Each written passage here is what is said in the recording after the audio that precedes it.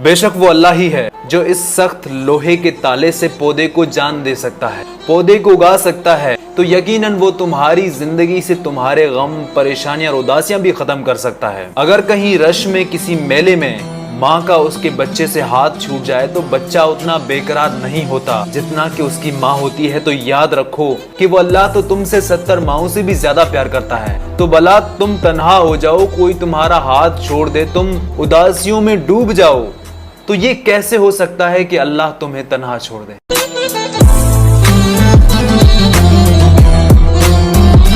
मैं कितना ही ताकतवर क्यों ना हो जाऊं, लेकिन इसके बावजूद भी हर शाम मेरी जिंदगी का एक दिन कम हो ही जाता है और मैं चाहकर भी कुछ नहीं कर पाता।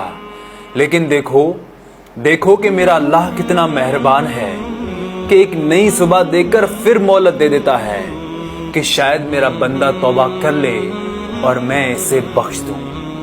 यकीन करें कि कायनात में कोई भी किसी का इतना इंतजार नहीं करता जितना अल्लाह अपने बंदे के तौबा का करता है।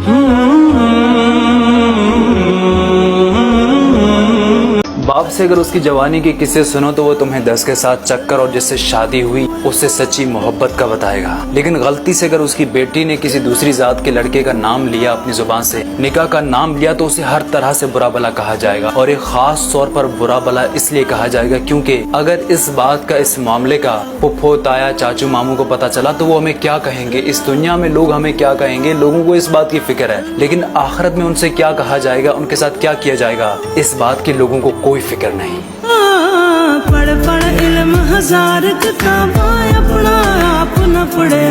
वो सरेआम हमारे नबी की तौहीन करने लगते हैं।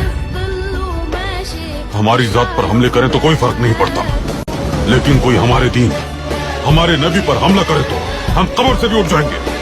हुजूर पाक सल्लल्लाहु अलैहि वसल्लम ने इरशाद फरमाया कि कसम अल्लाह की, अगर तेरी रहनुमाई से अल्लाह ताला एक आदमी को भी हिदायत दे दे तो ये तेरे लिए सुर्ख ऊंट से बेहतर है जो बहुत कीमती और अजीज होता है। तुम्हारी चाहे दाढ़ी है या नहीं, तुम चाहे पढ़े लिखे हो या अनपढ़, तुम चाहे मुफ्ती हो या मौजिन, लिहाजा तुम पर लाजिम है कि तुम दीन फैलाओ, अच्छी बात करो और लोगों को नेक रास्ते की हिदायत करो।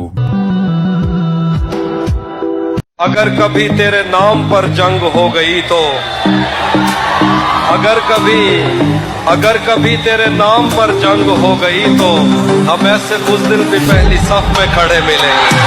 हजरत अली ने फरमाया कि लोगों से याद करने का शिकवा मत किया करो, क्योंकि जो इंसान अपने रब को भूल सकता है वो सबको भूल सकता है।